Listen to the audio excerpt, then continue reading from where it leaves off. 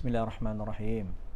Tuan-tuan yang dirahmati Allah Subhanahu wa taala sekalian, sebenarnya kalau kita tengok istilah-istilah yang berkait tentang guru-guru sufi ni ada banyaklah.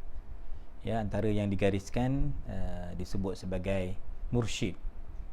Sebab daripada perkataan irsyad, wa may yudlilillahu falan tajida lahu waliyyam mursyida. Siapa yang Allah nak sesatkan dia tak jumpa wali yang mursyid, guru yang mursyid. Maka guru mursyid ni sangat penting. Keberadaan guru mursyid tuan-tuan di kalangan kita ni sangat perlu kita hargai, kita jaga. Mursyid inilah yang meneruskan tuan-tuan warisan kesufian, cara tarikat yang benar dengan mursyid. Maka kalimah yang digunakan mursyid. Mursyid ni dia boleh membimbing kerohanian. Itu maksud mursyid lah. Ataupun kadang-kadang kita guna kalimah syekh. Syekh ni tuan-tuan ada dua. Syuyukh dalam Quran pun sebut syuyukh tu orang tua. Tuan-tuan penonton ni yang dah tua 70 tahun pun dipanggil syekh, tapi syekh tua lah. Syekh umur, bukan syekh tarikat, bukan syekh ilmu lah. Syekh ni tuan-tuan kemudian tuan-tuan disebut juga murabbi. Hari guru baru ni 16 Mei kan.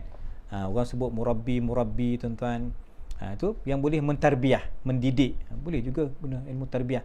Sebab tu pendidikan ni dia lebih halus daripada pelajaran kan. Dia kalau pendidikan ni dia bukan hanya bagi maklumat, tapi dia bagi tuan-tuan bagaimana tarbiyah, pendidikan akhlak, ya kan. Kalau kita sebut pelajaran tu dia macam transfer pemindahan maklumat je. Tu di antara kalimah murabbi. Maka timbullah juga maulana, muallim, mudarris, muaddib. Kalimah al-ustaz pun besar sebenarnya. Cuma dalam banyak kalimah ni kita tak nak tuan-tuan sewenang-wenang nak pakai, nak bori, nak guna kepada bukan yang ahli dia. Supaya hak eksklusif tuan-tuan, hak cipta terpelihara ni hanya digunakan bagi yang berkelayakan sahaja. Maknanya guru dia bagi kat dia, dia boleh pakai. Tapi kalau dia sendiri up diri tuan-tuan, itu jahanam nama dia. Itu merosakkan tuan-tuan nama baik tarikat, akan mencacatkan kesucian tasawuf.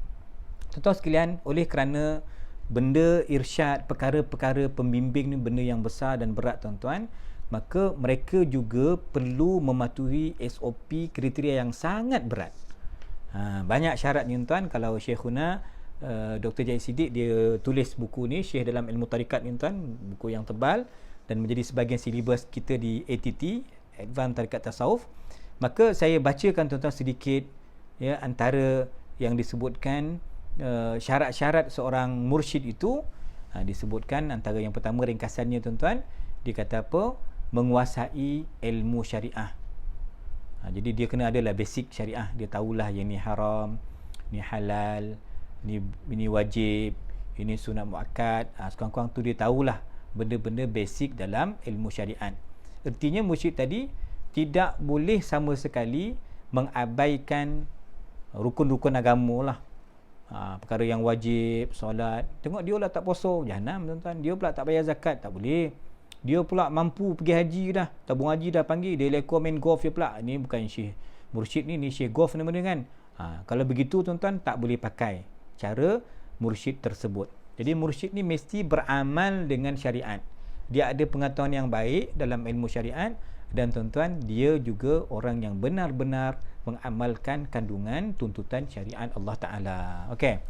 Tuan-tuan, termasuk di antara ciri mursyid ini, okey tuan-tuan, dia mesti juga boleh menerima teguran dan kritikan. Kan dia tak boleh lah melontar-lontar, mengamuk-amuk, tentu arah kan tuan. Kalau ada asas teguran itu, dia kena terbukalah terima. Tuan-tuan, kalau ada poin-poin yang ditegur, kadang-kadang teguran ini tuan, dia bukan bentuk dari sudut pengamalan tarikat itu, bukan, tapi dari sudut pengurusan teknikal kan. Sebab kita macam saya sendiri tak pakar dalam bab pengurusan, dalam bab kewangan. Saya perlukan jawatan kuasa saya yang bantu, maka di situ saya memang open. Saya serahkan urusan tu, tuan-tuan yang uruskan, antum a'lamu bi umuri dunyakum. Kamu yang lebih faham bab ini, saya serahkan kepada ahli saya lah, yang bahagian IT-nya, yang bahagian kewangannya, yang bahagian pengurusan, diuruskan. Kalau ada ahli yang tegur, Syekh, yang ni tak boleh buat macam ni Syekh, nanti audit salah, kita akan terima teguran tersebut tuan-tuan. Dari sudut itu insya-Allah kita terimalah. Jadi kita terbuka menerima kritikan. Hatta nanti tuan-tuan dalam keceraruan orang mencari Allah Ta'ala dengan kadang-kadang cara yang betul, kadang-kadang cara yang salah, tuan-tuan. Dia kata sanad tak betul, sanad ustaz tak sampai, sanad doktor tak sampai kepada yang sebenar. Kita kena terangkanlah. Kita sanad kita sampai, kita dapat secara lisan dan bertulis.